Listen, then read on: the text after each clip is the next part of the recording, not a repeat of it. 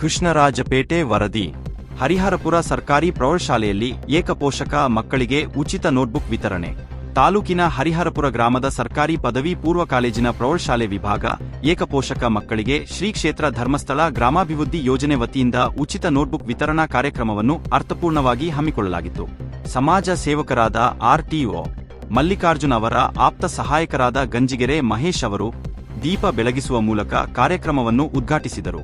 ಬಳಿಕ ವಿದ್ಯಾರ್ಥಿಗಳನ್ನು ಉದ್ದೇಶಿಸಿ ಮಾತನಾಡಿದವರು, ಶ್ರೀ ಕ್ಷೇತ್ರ ಧರ್ಮಸ್ಥಳ ಗ್ರಾಮಾಭಿವೃದ್ಧಿ ಸಂಸ್ಥೆಯು ಗ್ರಾಮೀಣ ಭಾಗದ ಜನರ ಹಾಗೂ ವಿದ್ಯಾರ್ಥಿಗಳ ಶ್ರೇಯೋಭಿವೃದ್ಧಿಗೆ ನಿರಂತರವಾಗಿ ಶ್ರಮಿಸುತ್ತಿದೆ. ಅದರಲ್ಲೂ ವಿಶೇಷವಾಗಿ ಆರ್ಥಿಕವಾಗಿ ಹಿಂದುಳಿದಿರುವ ಏಕಪೋಷಕ ಮಕ್ಕಳ ಶಿಕ್ಷಣಕ್ಕೆ ಆಸರೆಯಾಗಿ ನಿಂತಿರುವುದು ಅತ್ಯಂತ ಶ್ಲಾಘನೀಯ ಕಾರ್ಯವಾಗಿದೆ. ವಿದ್ಯಾರ್ಥಿಗಳು ಇಂತಹ ಸೌಲಭ್ಯಗಳನ್ನು ಸದುಪಯೋಗಪಡಿಸಿಕೊಂಡು ಶ್ರದ್ಧೆಯಿಂದ ವ್ಯಾಸಂಗ ಮಾಡುವ ಮೂಲಕ ಭವಿಷ್ಯದಲ್ಲಿ ಉನ್ನತ ಮಟ್ಟಕ್ಕೆ ಬೆಳೆಯಬೇಕು ಎಂದು ಕಿವಿಮಾತು ಹೇಳಿದರು.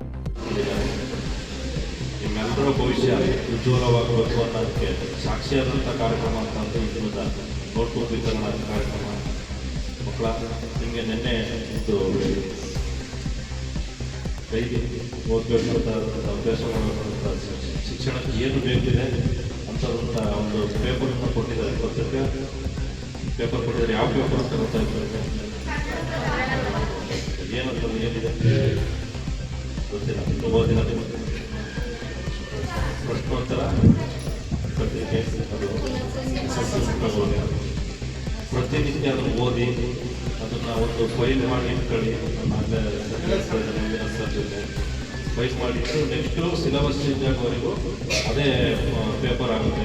9ನೇ ತರಗತಿಯಲ್ಲಿ ನೀವು ಕೊಡ್ಬೋದು. ಈ ಸಲ 10th ಓದ್ತಿದ್ರಿ ಆ ಫೈಲ್ನ 9ನೇ ತರಗತಿವರೆಗೂ ಕೊಡ್ಬೋದು.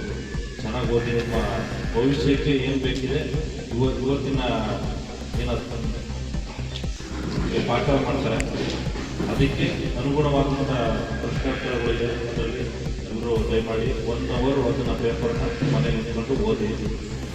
ಎಲ್ಲರೂ ಭವಿಷ್ಯ ಚೆನ್ನಾಗಿರಲಿ.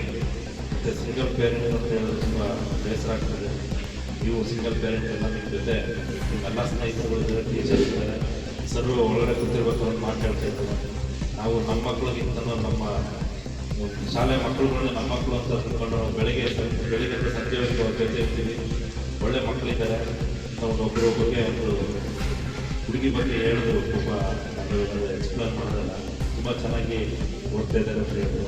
ಓದಿ ಒಳ್ಳೆಯದಾಗಲಿ.